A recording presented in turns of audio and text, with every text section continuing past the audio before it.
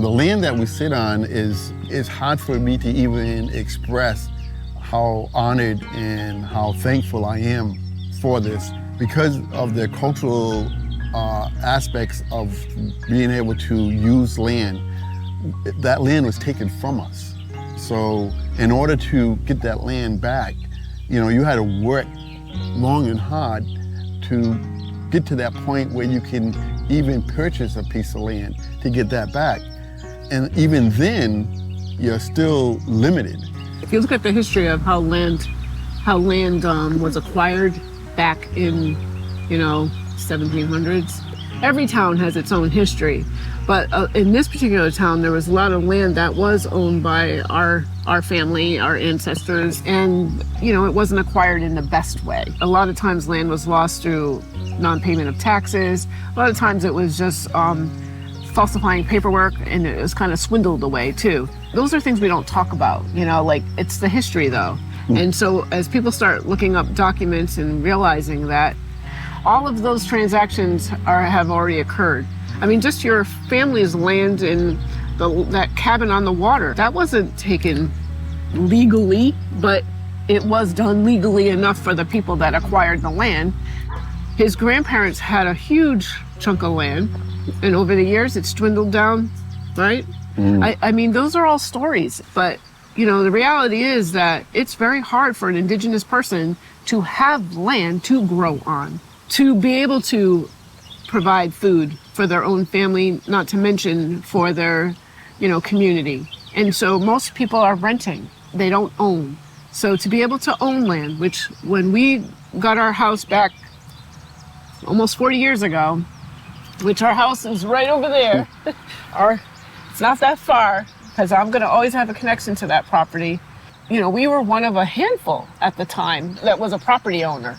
When I went back to work and told people, I worked at Woolworth, when I went back and told people that my husband gave me a house for a wedding present, they were probably like, yes, dear, sure, he did. Thinking that I was just clueless and didn't realize that he was renting it. But no, he bought it. And that was not a normal thing for a 21-year-old to buy a house, So we've had the mindset from the beginning to overcome challenges, right? But his one goal had always been to have land to grow on and to have this much acreage, even though this is not, 20 acres, it's not 15 acres, this is still significant enough. And honestly, you can grow what you need on a half an acre. So this is more than enough to satisfy what we want to do. And it's funny because I'm still looking for ways to expand and have more land. I think it's really in our DNA that we want it back.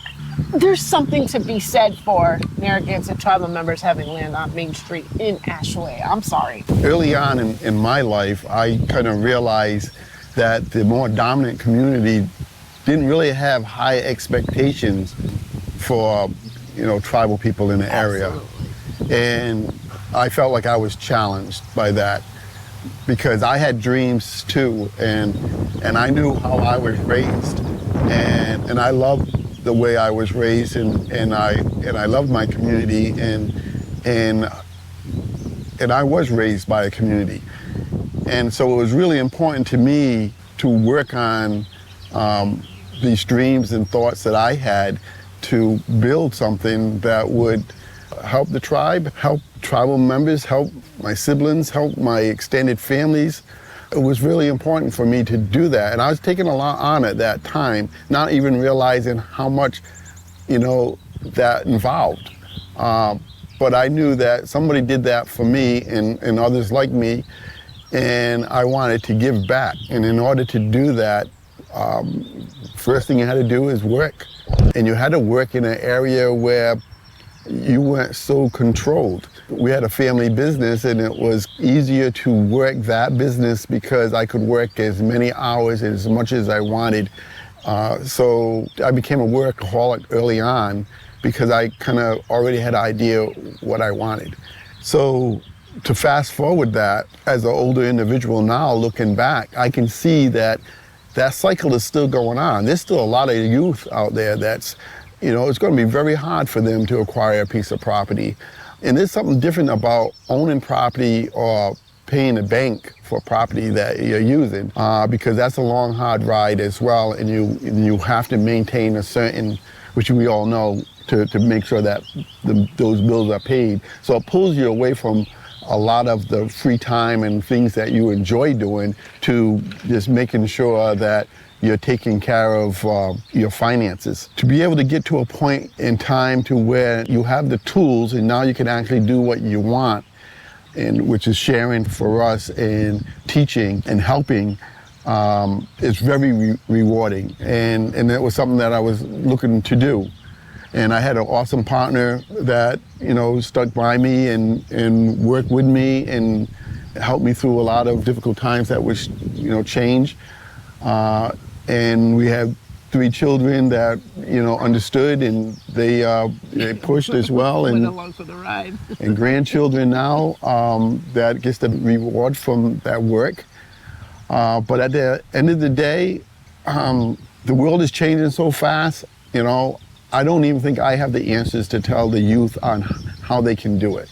It's that cut and dry. It's something that they have to figure out and rely on their elders for advice when they get into a tough situation or Have to be able to adapt. and making a decision and growing from there. So the only thing that I can offer them is just a safe place to talk and kind of reflect and recharge your battery and see if we can get back out there and go at it. And we can also show that it can be done, but it is very difficult.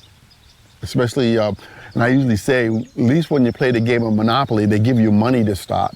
In this world, you start with no money, and usually if you pass go, you get an extra 200. There's no extra 200 here, So, it's just a tough.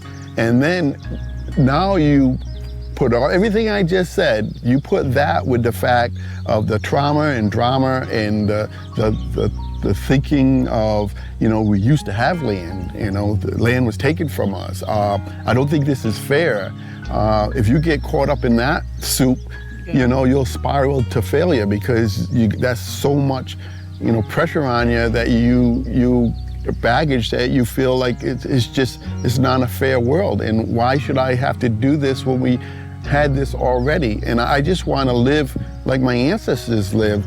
And you end up holding on to that past, which is very difficult to let go.